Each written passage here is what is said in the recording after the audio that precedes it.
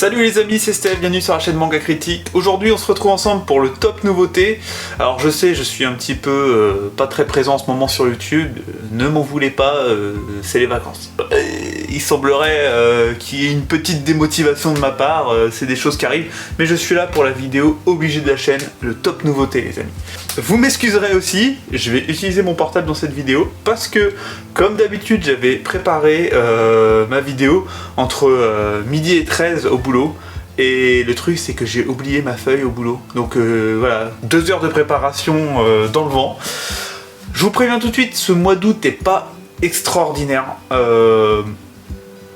Il commence le 9 août d'ailleurs, vraiment, donc il y a vraiment l'après Japan Expo, il y a quand même quelques titres intéressant, mais du coup voilà, ça va être, on va dire qu'il y aura une dizaine, quinzaine de titres, là où d'habitude il y en a 20, 25, 30 qui me tapent dans l'œil. Là il y en a moins, on est vraiment dans le mois après Japan Expo, mais bon, ils nous laissent pas tranquilles, hein. Il y en a encore des titres vraiment... On commence le 10 août avec Meian, avec Bocchi The Rock, à 7,95€, donc ça y est, on rentre dans les nouveaux prix de Meian, 7,95€. Il y a 5 tomes en cours au Japon, et on va suivre une jeune fille qui se lance dans le rock pour vaincre sa timidité.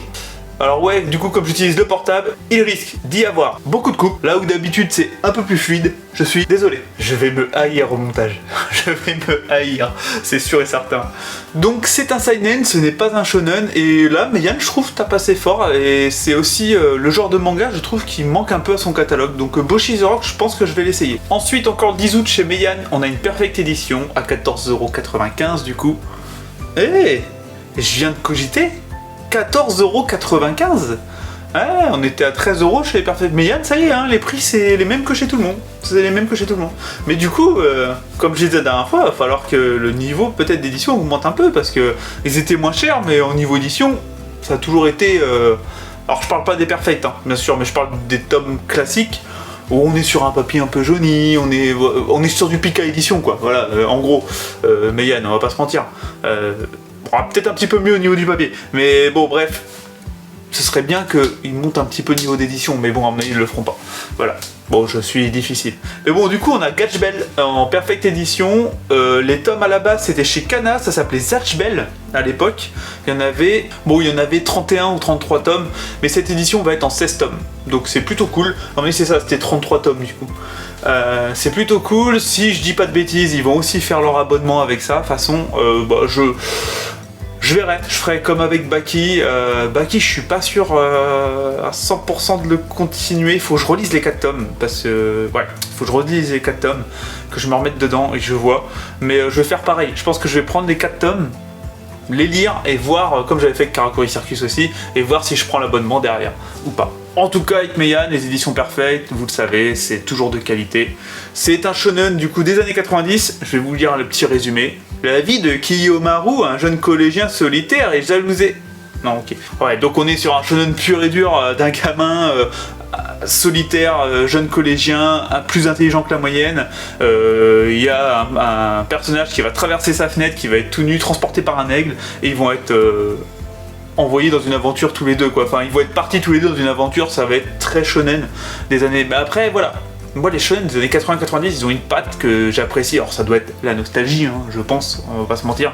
Et ça m'a... Karakuri Circus, par exemple, le premier tome m'avait pas emballé de fou, j'avais bien aimé, mais sans être...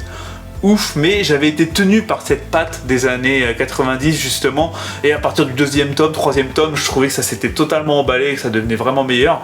J'ai toujours lu que les 4 tomes de Karakuri Circus, j'attends d'avoir l'intégrale pour tout me faire, et je pense que ça va être vraiment bien, parce qu'il y a Manga Badass qui à chaque fois qu'il en lit est comme un fou sur Karakuri Circus, et je lui fais quand même assez confiance. Pour l'instant, j'ai souvent des goûts qui lui ressemblent, donc sauf sur Dan Dan, voilà. Mais bon. Voilà, bon je m'égare. Alors là, il y a plein de boys love, etc. dont un qui s'appelle Satai XL. Toujours un bonheur. Ensuite, on passe au 23 août, les amis. Alors ouais, vous avez bien entendu, il y a beaucoup de trucs qui sortent, mais vraiment rien qui je trouve hyper intéressant. Beaucoup de boys love, beaucoup... Il y a quelques isekai, des trucs comme ça. Il y a un Magical Girl, par exemple, chez Nobinobi, qui s'appelle Peachy Peachy Peach. c'est un Magical Girl ultra classique. Voilà, quand j'ai lu le résumé, c'est un Magical Girl ultra classique. Après, pour ceux que ça intéresse, bon, bah, vous le savez, il y a un Magical Girl qui sort chez Nobinobi. Mais on passe au 23 août avec Blue Giant Explorer, la troisième partie de Blue Giant. Pour ceux qui me suivent depuis un moment maintenant, vous le savez, Blue Giant, j'adore. C'est devenu un de mes classiques, ça se bouffe tout seul, c'est prenant, il y a toujours du frisson, c'est du slice of life, avec un jeune homme qui fait du saxophone et qui se lance à l'aventure. Et là, Blue Giant Explorer, il va aux États-Unis, donc il va là où le jazz est le plus fort, clairement. Donc il va se mesurer à des fous furieux d'américains, et ça va être génial. Et à chaque fois, en plus, il y a ce côté slice of life où le japonais découvre le pays dans lequel il vit à travers le jazz, à travers des rencontres. J'adore. Vraiment, c'est un pur seinen comme je les aime. Blue Giant, foncez, c'est génial. C'est un manga qui mérite d'être tout en haut dans les ventes normalement, mais bon, c'est public niche. Il y a un film qui sort bientôt, j'espère que ça va lancer le manga. Vraiment, j'espère que ça va vraiment... Alors, il sera jamais numéro 1, mais j'espère le voir un peu plus en haut. Voilà. Donc faut pas que j'oublie les infos, on est à 7,90€, c'est un seinen, on est chez Glénat les amis. Il y a 8 tomes en cours.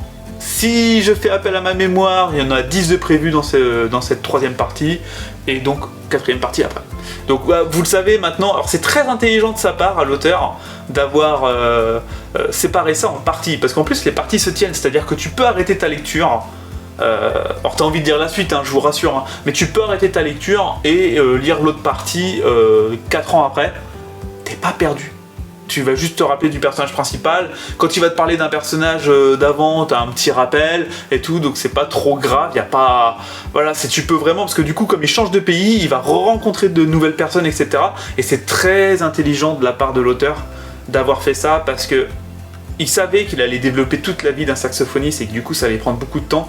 Et s'il avait mis 30-40 tomes juste comme ça, et ben, clairement, il y a plein de gens qui auraient eu du mal à y aller. Et le fait d'avoir séparer ça en partie, bah moi j'ai pas cette impression de lire un manga trop long qui fait 30 tomes, 40 tomes, où je me dis ah c'est long quand même sur un mec qui fait du saxophone. Non, voilà. Bon, je parle trop, mais il y a moins de mangas ce mois-ci, on a le temps.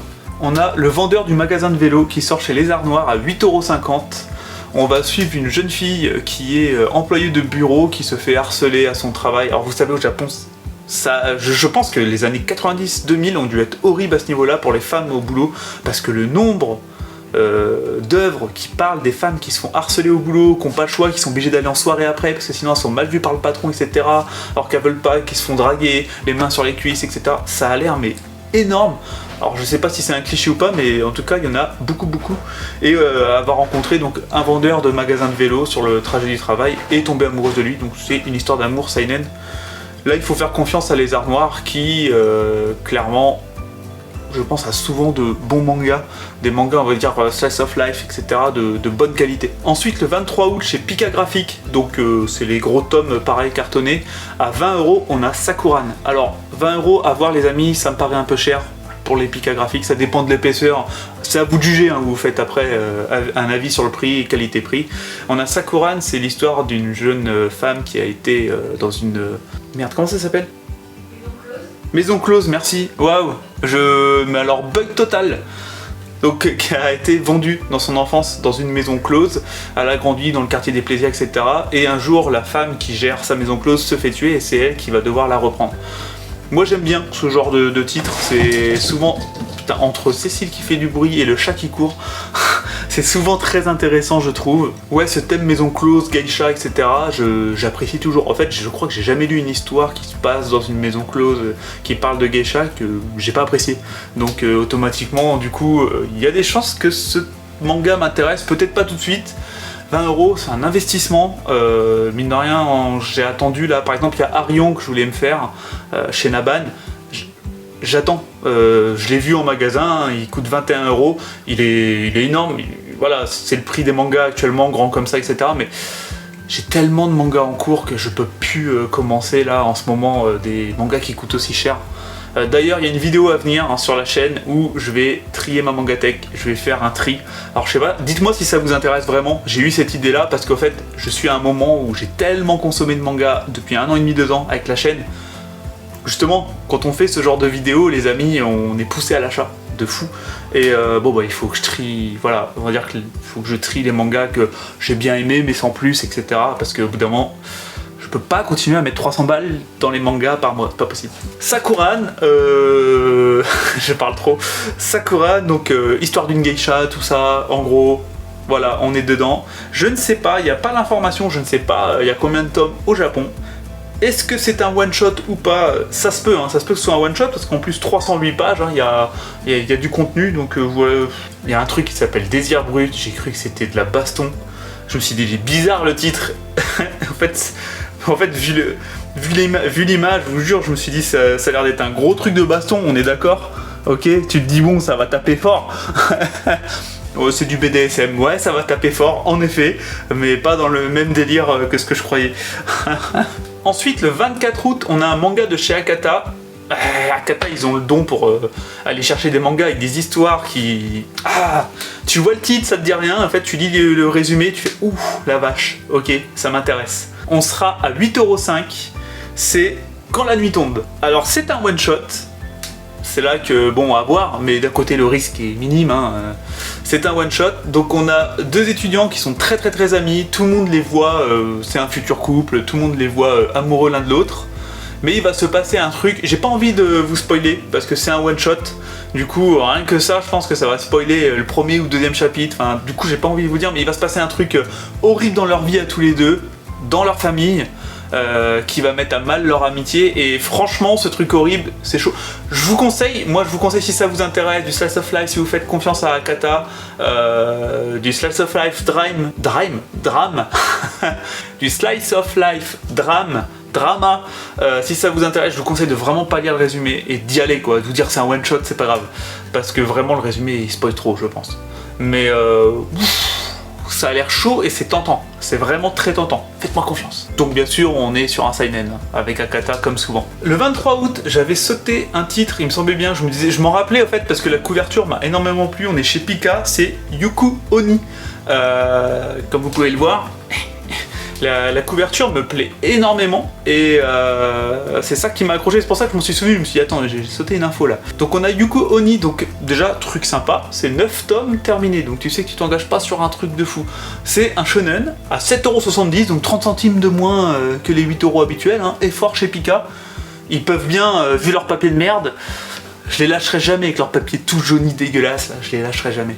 Donc Yuku Oni c'est un monde où il y a des yokai qui existent. Les Yuku Oni justement c'est des yokai qui se matérialisent grâce à cause de nos cauchemars les plus horribles, donc voilà des yokai qui doivent être bien horribles. Le personnage principal a sa mère qui s'est fait tuer par un yokai et il va vouloir se venger grâce à un énorme marteau qu'il a avec lui, comme on peut le voir sur la couverture. C'est un shonen, mais ça peut être assez sombre grâce au yokai justement, et le dessin à mon avis va me plaire, je sais pas pourquoi, je le sens bien. Donc voilà pour Yuku Oni, le 23 août. Le 30 août, alors vous savez, moi j'aime pas, même si j'avais été emballé par ma première lecture, après j'ai trouvé que c'était à chier, que ça se répétait, enfin bref. Mais c'est pas l'avis de tout le monde, vu le succès que ça a. Il y a le nouveau Junji Ito, Remina, qui sort dans cette superbe édition de Mangetsu. Hein. Franchement, je vous avoue, hein, moi je pense aussi que il y a le côté collection qui joue beaucoup. Vous entendez du bruit, désolé, c'est mon chat qui rentre dans un carton. Ça va, t'as fini? Bah oui. Bref, ça m'apprendra à laisser mes cartons de manga ici. Voilà. Donc voilà, je pense qu'il y en a beaucoup ici, c'est... Vous me dites-moi dans les coms, hein, si clairement le côté très beau tome joue, c'est-à-dire que clairement quand t'as la collection Junji Ito actuellement devant toi, dans ton étagère, ça envoie du lourd. Ça envoie du lourd, elle est magnifique la collection. Après, vous pouvez aimer Junji Ito, hein, je suis pas en train de vous dire c'est de la merde, vous avez Junji Ito juste parce que c'est beau. Hein. Non, mais je pense que ça joue un petit peu dans le fait de continuer, parce que Junji Ito, il y a quand même beaucoup d'histoires qui sont vite faites. Il y en a quelques-unes qui sont bonnes, je veux bien l'accorder, mais beaucoup de trucs... Ok, on est à 20 € pour 295 pages, bon, c'est un petit peu cher, hein, encore, cette édition de Mangetsu, ils se font plaisir sur le prix, mais bon. Il y a la couverture rigide, tout ça. Bon, allez, le papier de qualité correcte. Bon, allez. Ensuite, le 31, on a Stand Up en 4 tomes chez Akata. On est sur une histoire d'amour pure et dure. Tu lis le résumé, c'est une histoire d'amour entre deux personnages en 4 tomes. Là, je vous en parle parce que je fais confiance à Akata. Déjà, je vous en parle parce que y en a qui aiment les histoires d'amour et ça fait pas de mal d'en avoir une de temps en temps. Voilà. On est à 6,99€, donc un très bon prix. J'espère qu'il va bien sortir parce que souvent, vous savez, quand c'est classé au 31 août ou quoi, ou 31 en général, ça sent le report un mois ou deux après. Mais bon, je vous en parle quand même, hein, au moins, voilà, on en aura parlé. Mais du coup, voilà, histoire d'amour, ce qu'il y a de plus basique.